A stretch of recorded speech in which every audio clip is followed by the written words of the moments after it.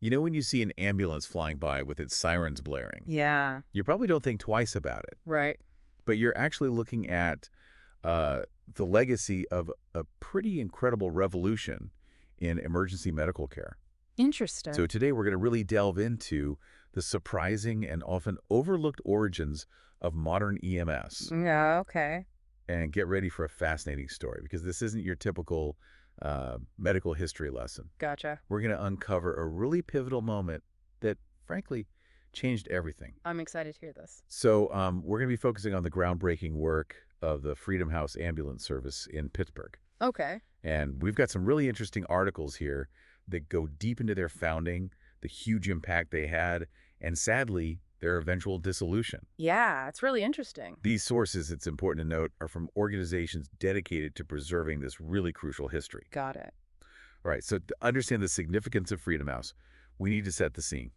Yeah, paint a picture. Exactly. Pittsburgh in the 1960s and 70s. Okay. So imagine the Hill District, a vibrant but largely black community, struggling with pretty major racial inequalities and a severe lack of basic emergency medical care. Yeah, this is something that often doesn't get talked about enough in medical history. Right. This wasn't just an inconvenience. Mhm. This was a full-blown crisis. Yeah. And it was actually the very ground from which Freedom House emerged. Right.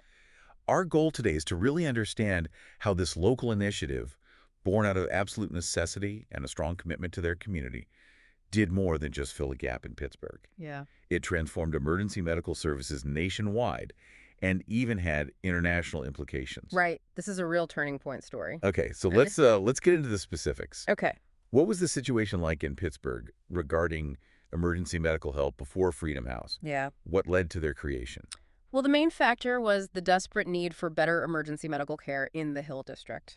There was a lot of understandable hesitation within the community to depend on the mostly white police force for ambulance services. Sure, given the times. Yeah, exactly. So what exactly did this existing ambulance service look like? Right. It sounds pretty far from what we expect today. Oh, yeah, it was a totally different situation. Yeah. Basically, they were using police vans as ambulances. Wow. So response times were often really slow and unreliable. Yeah. But even more importantly, there was practically zero medical care provided en route to the hospital. Oh, wow.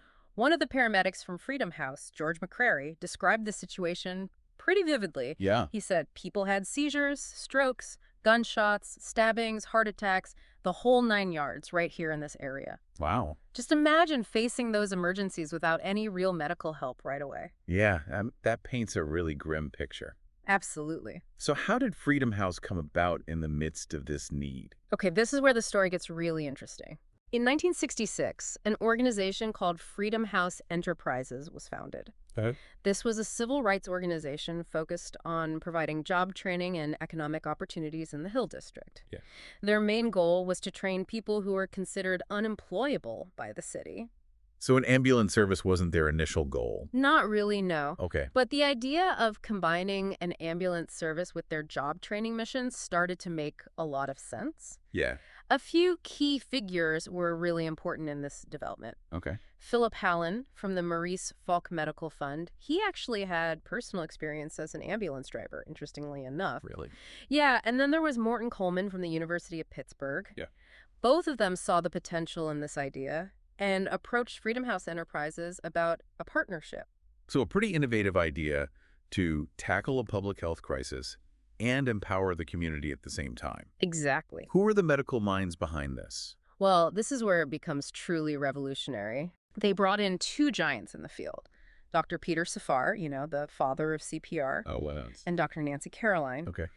Their involvement was absolutely critical. Yeah. They were the ones who designed and supervised this incredible paramedic training program. Wow, the father of CPR himself. Right. That's amazing. Yeah. Really adds some weight to the story. So what made the training so different? It was revolutionary in how intense and comprehensive it was. Okay.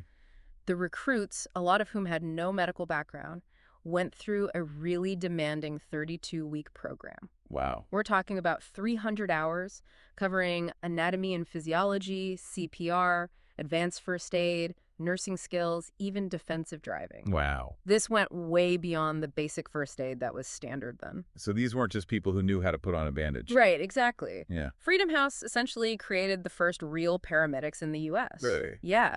Wow. People who had medical knowledge and skills that went way beyond basic first aid. And this completely changed how emergency medical care was viewed and delivered. It sounds like the ambulances themselves were also a step up from those police vans. Oh, absolutely. Yeah. The Freedom House ambulances had much more advanced medical technology compared to those police vehicles. Yeah. This commitment to better equipment really emphasized their dedication to providing high-quality patient care from the get-go. So they weren't just transporting patients, they were actually providing care on the way to the hospital, Exactly. which I imagine was unheard of at the time. Yeah, this was groundbreaking stuff. Yeah. Freedom House paramedics were pioneers in providing emergency medical treatment to patients while en route. Wow, that's amazing. It's incredible, right? Yeah. Getting medical intervention in the back of an ambulance. That must have had a huge impact on survival rates. It did, yeah. Yeah. When you compare their response times, they averaged under 10 minutes in the Hill District to the often delayed police responses, and then you factor in the immediate medical care, the difference is huge. Yeah.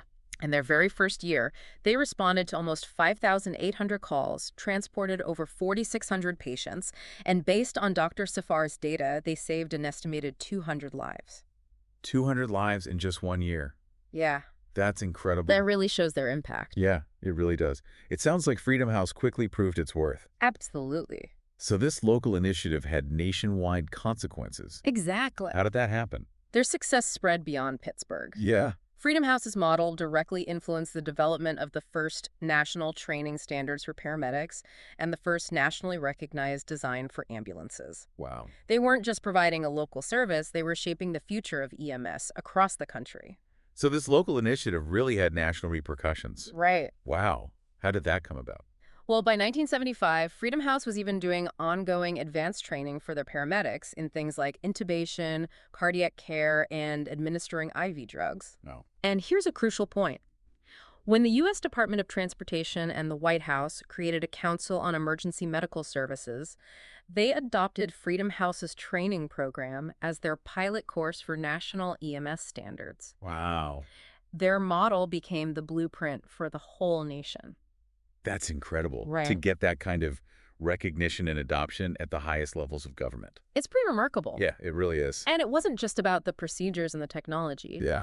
Gene Starzensky, who documented the Freedom House story, pointed out that the paramedics' compassion was a key part of their effectiveness. Right. He quoted someone saying, "That's the number one thing they brought to the table. They cared." Yeah. That human element is really essential. Absolutely. But these sources also mentioned that they faced some serious challenges, Yeah. including racism.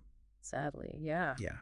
Despite their incredible standards of care and all the good they were doing, Freedom House paramedics dealt with racism from hospitals, from some patients, and even from parts of the local government. There were cases where white patients didn't want to be treated by black paramedics. Wow, that's really disheartening to hear, especially given their dedication and proven track record. Yeah, it's a tough part of the story. Yeah. But despite all that, their reputation for excellent emergency care grew so strong that eventually even the police department started requesting their help for the most critical calls throughout the city. Wow, that's a testament to the level of trust they earned. It really is. So they were able to overcome societal barriers just through the quality of their work. Exactly. But the story doesn't have a happy ending, does it? Unfortunately, no. What happened? In 1975, the mayor of Pittsburgh decided to create a citywide ambulance service. Yeah. And this ultimately led to the end of the Freedom House ambulance service. So what happened to all the paramedics who had built this incredible service? That's where things get really unfair. Yeah. Many of the experienced black paramedics from Freedom House were excluded from similar jobs in the new system. Some were even given non-medical roles. Really? Yeah, and others just left EMS altogether. Oh, wow. Dr. Nancy Caroline, who is their medical director, fought hard for her team, but the racism of the time had a big influence on the outcome. Yeah, that's really sad to hear. Yeah. Such a groundbreaking service shut down, especially considering their lasting impact. Right, but it does highlight how important Freedom House was. Yeah. Despite its short existence, it completely changed emergency medical care as we know it. Yeah. They set the standards for training and service that are still the basis of EMS today. Yeah. When you see paramedics today, their training, the equipment they have, a lot of that goes back to Freedom House and the standards they helped establish. So the way paramedics are trained today, the protocols they follow, the level of care we expect in an emergency, all of that comes from Freedom House in Pittsburgh. Exactly. That's amazing. Their legacy is really evident in the training and the quality of care that first responders provide today. Yeah. By challenging the status quo in their own community, the Black paramedics of Freedom House really raised the bar for everyone. Yeah. And our sources emphasize if their story isn't shared and remembered, it could be forgotten. So this deep dive has really revealed that the Freedom House Ambulance Service, born out of a critical need in a marginalized community, became this unexpected but incredibly important catalyst for modern EMS. Absolutely. It's a great example of how local innovation and dedication can lead to huge societal change. Yeah.